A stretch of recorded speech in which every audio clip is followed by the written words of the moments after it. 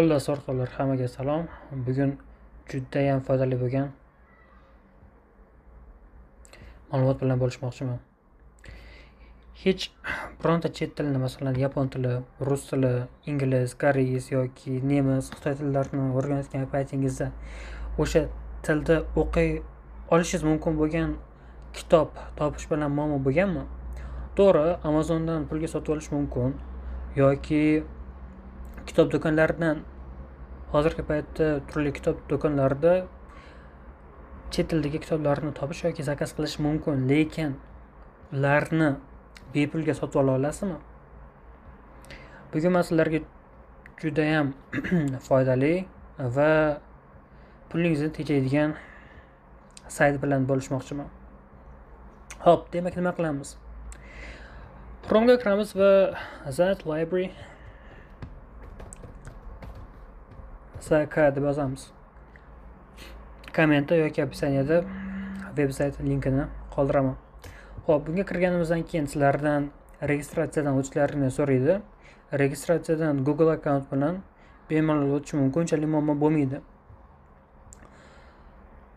Xo'p, kirganimizdan keyin istalgan kitobimizni axtarib ko'rishimiz mumkin. Masalan, Stephen King'da The Misery degan kitobini ko'ramiz.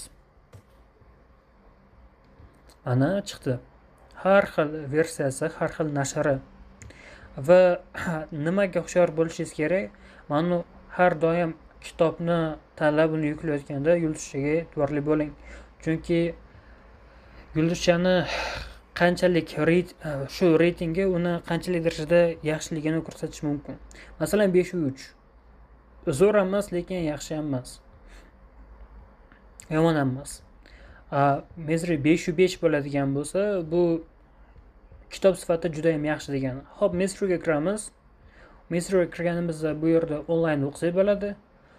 O'zimizni veb-saytiga, kutubxonachamizga qo'shib qo'ysak bo'ladi yoki istalgan formatda yuklab olsak bo'ladi. Masalan, bo'lmaydigan bo'lsa, pastiga FB2, PDF, Mobi, teksti, RTF larni bosib, kitobni boshqa formatdan boshqasiga sizga kerakli bo'lgan formatga o'tkazib yuklab olishingiz mumkin. Masalan,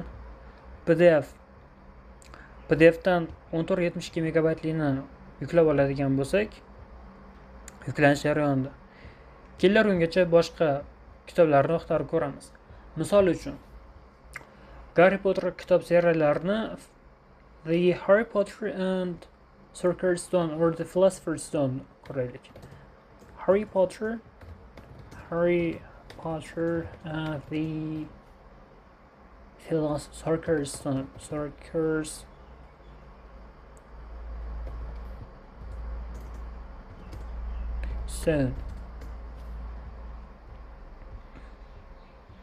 Mana ko'rib turganlaringda o'sha chiqdi.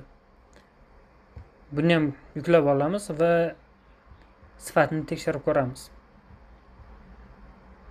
Iloji bo'lsa katta hajmdagilarni yuklashga harakat qilinglar, chunki bu yana ham sifatli bo'ladi. Pastda ko'rishingiz mumkin, o'xshash kitoblarni chiqaryapti va bu yerdan polni Harry Potter kitoblarini kolleksiyasini yoki boshqa kitoblarni, masalan, The Little Prince, Kichkina shahzoda nimasi chiqyapti. Yuklab olib ishlatsanglar bo'ladi. Xo'p, kitoblarimiz deyarli yuklanib bo'ldi. Misery'ni ko'raylik. Mana sifati bemalol baho berishingiz mumkin. Kitob juda ham sifatli. Va buni ustiga tekinga. Yoki Harry Potterning kitobini ko'radigan bo'lsak,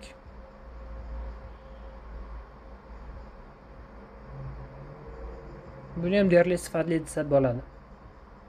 Juda ham sifatli.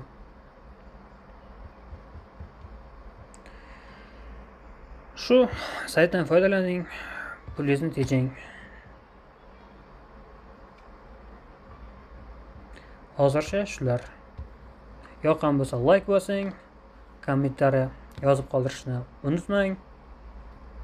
Foydali bo'lsa va yana foydali video kontentlarni o'tkazib bormaslik uchun kanalga obuna bo'lib qo'ying.